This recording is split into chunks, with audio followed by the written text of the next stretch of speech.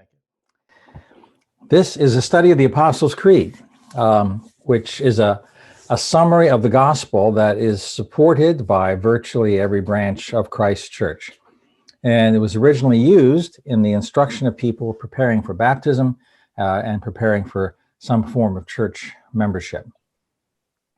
Now, today finds us in the middle of a section concerning Jesus Christ that follows his crucifixion and burial and precedes his resurrection.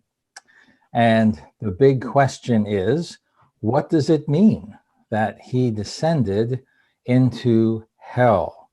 He descended into hell. What does it mean? And I mean, why do we say this? The Bible never specifically says that Jesus went to hell between the cross and his resurrection. This phrase was not added to the Apostles' Creed until over 300 years after Christ. But even so, that's still 1,500 years distant from us. We can't just go back and seem to ask why they included this. What I'd like to do is first look at a common belief about what it means, which I believe is incorrect. We'll do that first because the error suggests things that aren't true and are actually dangerous to the faith. And then after that, I'm going to suggest what I believe this does mean. And hopefully we can clear this up. Okay? When people go looking for a reason to justify the notion that Jesus went to hell, they often come here to 1 Peter 3. For Christ also suffered once for sins, the righteous for the unrighteous, that he might bring us to God, being put to death in the flesh, but being made alive in the spirit, in which he went and proclaimed to the spirits in prison, because they formerly did not obey when God's patience waited in the days of Noah. Well, you know, perhaps spirits in prison, maybe that refers to the spirits of people who died, and proclaim, well, maybe that means to, you know, preach the gospel.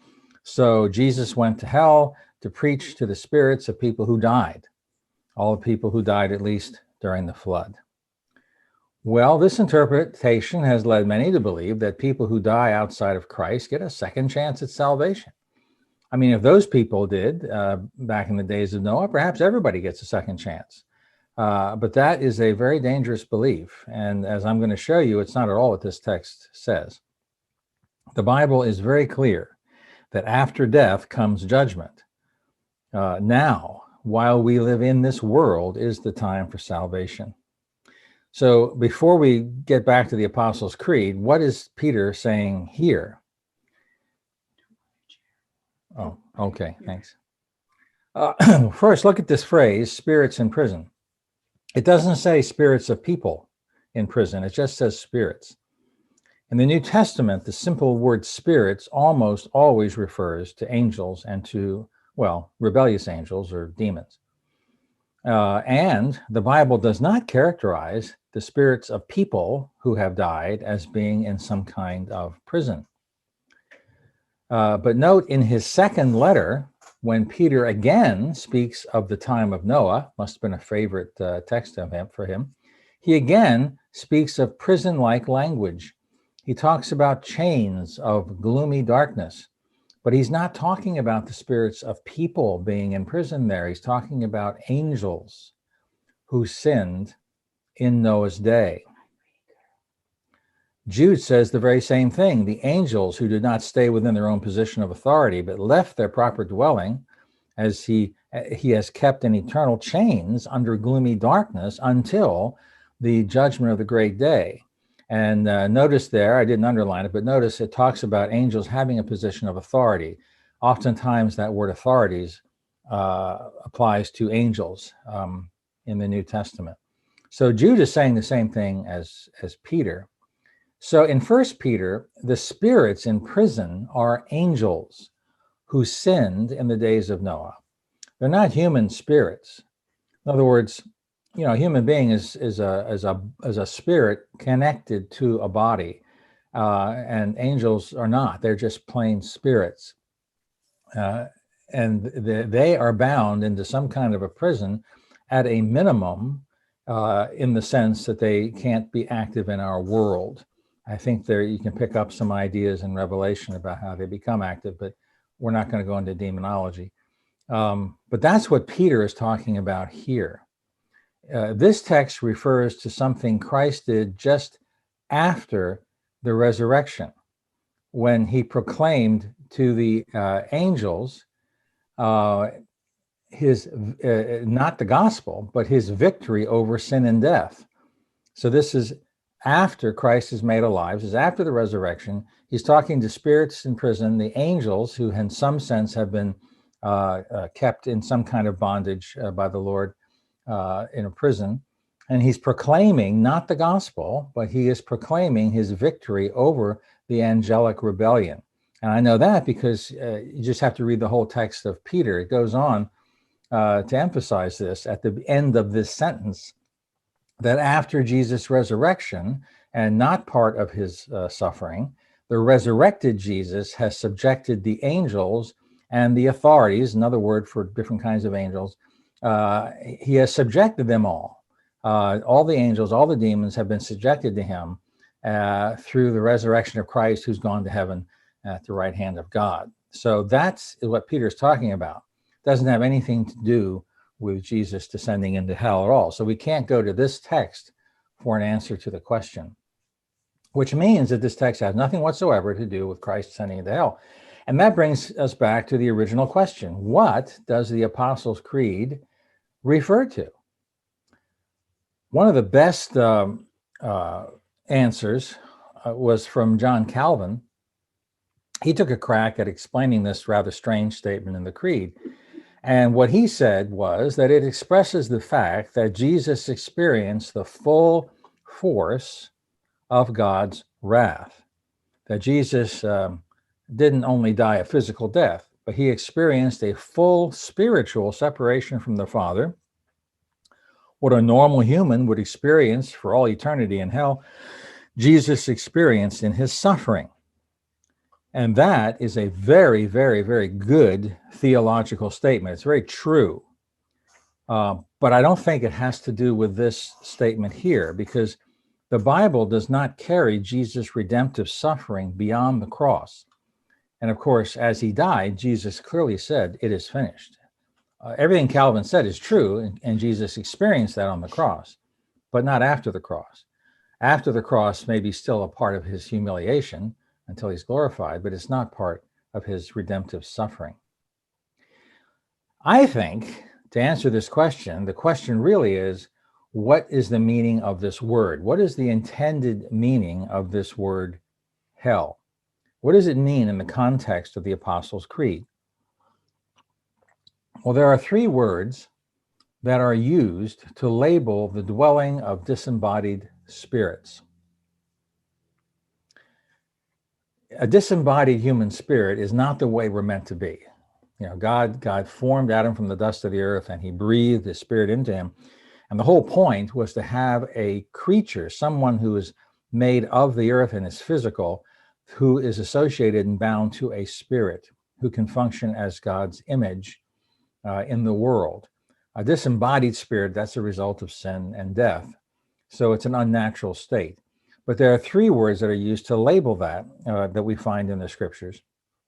These are not, I don't know what you call them. They're not, are they physical places? Well, I don't know. Where would a physical place be for a disembodied spirit? I'm not sure, but they're ways to conceive of where the spirits dwell. Because after death, the spirit, what death is a disintegration of the spirit and the body. They no longer are integrated. Neither ceases to exist. The atoms and molecules of the body, they just continue on as dust. And the spirit continues on too, but disconnected from the physical world. Conscious, but no limbs, no senses to connect, so on. Three words were used to describe where these disembodied human spirits exist. The Old Testament spoke of Sheol. Sheol was a generic word to talk about both the body and the spirit, both together. That is to say, Sheol can just mean pit or grave, and that's where the body goes. But the word was also used to refer to wherever the spirit goes as well after death. The spirit's still alive. It goes someplace, in that place they called Sheol. associated with the grave, because that's where the body goes. There was also, now in the New Testament, there was also a Greek word that was used. That was the word Hades. Hades was a Greek god of the underworld. So his name is just used for the underworld. So they had the idea that people went underground. Their spirits did. I don't think they had any idea about the body, as that was different. I think people still had some kind of bodies, whatever. But they were somehow consigned to the underworld. And that was called Hades. And Hades was a general way that you would translate Sheol in the New Testament, place where the dead are. But the Greeks also used another word that we find in the New Testament, and it's the word Tartarus. And that is a place for where wicked people were consigned to suffering. Okay. Those are Greek ideas, not biblical ideas, but the words, those are the only words they had to work with. And the New Testament is familiar with all of these words. Now, Jesus added two thoughts. One is the opening of a heavenly temple. You don't, not in that language, but that's what the New Testament talks about. The Old Testament talked about God dwelling, first of all, the whole earth was going to be his temple, but then after the fall, that heaven was God's temple. Heaven, he's pictured there often on a throne. It's a place where God's presence manifests itself. It's not physical, but it expresses what it's like to be in God's presence, because that's where angels, for example, worship God in heaven as pure spirits. The earthly temple represented the heavenly temple. The book of Hebrews talks about this. The earthly temple was a model of God's presence, and it was God's presence on earth. It was a tent or a house where God lived with his people. But where God's personal quarters were, unlike in heaven, where the angels just were before his throne, so they had to put their wings in front of their face, on earth, God's personal quarters were off limits to human beings. He was behind a curtain, often called the veil. Jesus, of course, tore the veil. When he died, the veil, the curtain of the earthly temple was torn in two to show that God's personal presence is now open to the redeemed. To approach God will not mean disaster because our sins have been covered. The New Testament speaks of the spirits of believers like they're living in this temple after death and before the resurrection, that they are in God's presence. They are worshiping him. Hebrews says, you come to Mount Zion. It's talking about believers. You come to Mount Zion and to the city of the living God, the heavenly Jerusalem, and to innumerable angels in festal gathering. So this is picturing a place in heaven. Mount Zion is where the temple is. There's innumerable angels in festal gathering, and to the assembly of the firstborn who are enrolled in heaven. I guess that's us. And to God, the judge of all.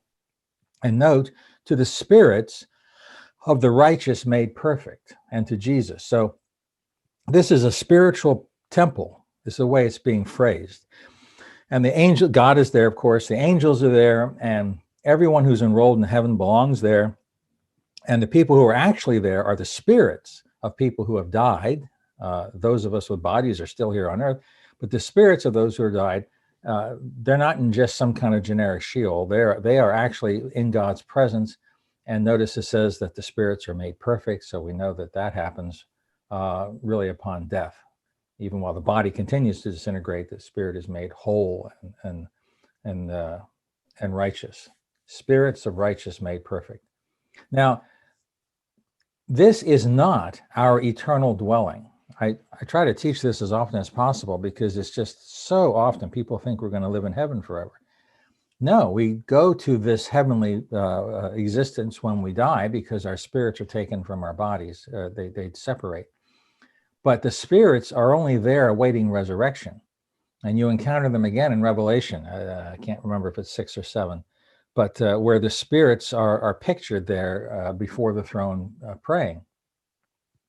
And that's where we apparently consciously wait in God's presence, and we're made welcome by Jesus.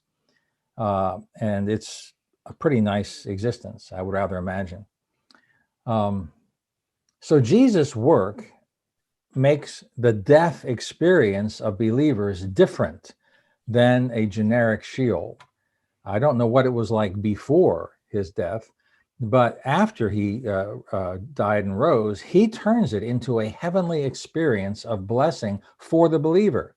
Now, unbelievers who remain waiting in Sheol, that's not heaven, but it's also not hell, because hell is an entirely different idea. We'll get to it in a minute. But for believers, people who die go to essentially paradise. They go to where Jesus and God is, even though it's not their final dwelling. It's a pretty nice place to be. Hell is an entirely different idea. Unbelievers who remain waiting in Sheol, they are not in heaven, but they're also not in hell, because hell is a different idea as Jesus taught it. And for that, he used another word, the word Gehenna, and that's the word in the New Testament that's always translated as hell. Jesus taught that all people will be resurrected. Everybody, all disembodied spirits will be reunited with remade bodies at the final judgment. And so we will literally stand before God. And those who are saved are going to dwell eternally in what is called the new earth, a new heavens and a new earth. And I suppose we'll be living in the new earth because that's how we're made to live. And their spirits will leave heaven and dwell on a new earth in some kind of material place with bodies. Maybe different than this. I don't know everything about the new heaven and new earth. It's going to be new, so it'll be different, but it'll be a material place that involve our bodies. Well, what about those who aren't saved? Jesus wanted to describe the destination of the resurrected unsaved after judgment. And he used, I don't know if he was the first to use this or not, but he used the term Gehenna, which is translated hell. I have never set foot in hell, but I got close enough once to get a picture of it. And here it is. This is hell. Gehenna is the valley of Hinnom. It's a literal place. This photo was taken from the southern steps of the Jerusalem temple, which had been excavated not too many years before I was there. And this is looking south from Mount Zion, looking south of Jerusalem. There's a valley. It's kind of, Jerusalem's a hill surrounded by different valleys. And this is looking down to the southern valley. In fact, as Jesus taught his disciples on those steps, they would be looking this direction. He would be looking at them, and he could turn and point to this place while he taught about what we call hell. In 2 Kings 12, this place that you're looking at is where Manasseh, Hezekiah's son, sacrificed his child to Baal by burning him alive. He was not a good king. He chose poorly. Now, Jeremiah 7 said that many others followed his example and burnt their sons and daughters alive as sacrifices in that place. And in Jeremiah 19, the place name was changed from Gehenna to another term, Valley, not of Hinnom, but Valley of Slaughter, and it was cursed. And in fact, in Jeremiah, the images of people dying here in judgment, the judgment of God, and the birds eating their corpses, that very language is used in Revelation 19 to describe the final judgment at Christ's return. These are all images, obviously, but they're pretty stark images. So when Christ wanted to describe not a place where spirits waited for resurrection, but rather where resurrected people were consigned forever after judgment, he talked about this place, Gehenna. It was an image, not this place literally. Obviously, you're not going to go stand in the valley. it's a place that God has forever cursed. It's a place associated with people being burned alive. Now, this doesn't mean that people in hell will literally be burning alive. That's something God cursed. That was a wrong thing to do. But it was a manifestation of the worst kind of idolatry. We know that the fires of hell are an image because Jesus also described hell as outer darkness, which of course that's incompatible. But that's okay because they're two images of the same thing, and that which is terrible, unrelenting anguish. What it feels like to be cursed forever, to never ever have hope of God's presence or his blessing. What hell is literally like, we don't know. This is what Jesus pointed to, a place where people were burned alive, and that in response, God cursed forever. Nowadays, Gehenna is regularly translated as hell. Now, get this. In the days of the King James Version, when the Apostles' Creed was fashioned in English, hell sometimes also translated the words Sheol and Hades. For example, look at how the King James translates Psalm 16:10. For thou wilt not leave my soul in hell, neither wilt thou suffer thine Holy One to see corruption. Well, the idea of hell hadn't even been invented yet. And in fact, hell translates the word Sheol. So you can see where this is going. When the Apostles' Creed speaks of Jesus descending into hell, it did not originally intend to say that he went to a place which did not yet exist. Hell is a place where Satan and people who are judged will suffer anguish forever after final judgment. What is meant here is that Jesus' human spirit joined all the spirits awaiting resurrection. Jesus' presence turns that experience into a paradise for believers, welcoming them into God's heavenly temple. Remember the thief on the cross, you're going to be today with me in paradise. And that, fortunately, is still true to us today. Paul expected to be in the Lord's presence after death. Although if you want to read about it in 2 Corinthians 5, he wasn't looking forward to losing his body. He talked about it as being naked.